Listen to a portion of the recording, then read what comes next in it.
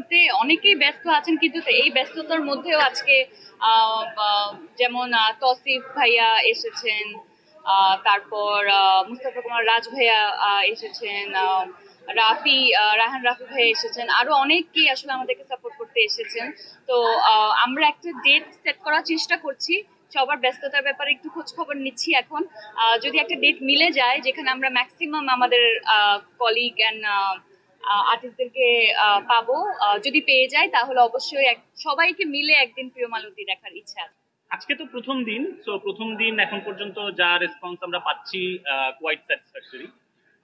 এখন তো আরো সামনে তো সময় আছেই আর কি। আর আমরা তো আসলে নিজেরাও জানি না কোন টাইমটা ইজ দ্য রাইট টাইম সিনেমা মুক্তি দেওয়ার।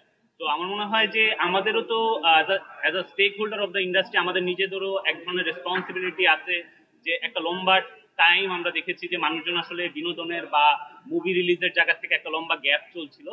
তো এইটা আমাদের নিজেদেরও একটা দায়বদ্ধতা আছে যে আমরা যদি ছবি রিলিজ না দেই তাইলে আসলে অডিয়েন্স কি দেখবে। তো ওইখান থেকে আমাদের মনে হয়েছে যে হ্যাঁ, এটা একটা ভালো সময় হতে পারে ছবি মুক্তি দেওয়ার। এন্ড লেটস সি এখন সামনের দিনগুলোতে আসলে অডিয়েন্স কিভাবে রেসপন্স করে। বাট আমরা আমাদের কাজের ব্যাপারে আমাদের অনেস্টির কোনো অভাব নেই, আমাদের এফোর্টের কোনো অভাব নেই, এবং আমরা মনে করি যে অডিয়েন্স যদি আসে সিনেমা দেখতে তাহলে ওদের অডিয়েন্সের আসলে এখান থেকে অনেক কিছু নিয়ে যাওয়ার আছে। তো ওই জায়গাতে আমরা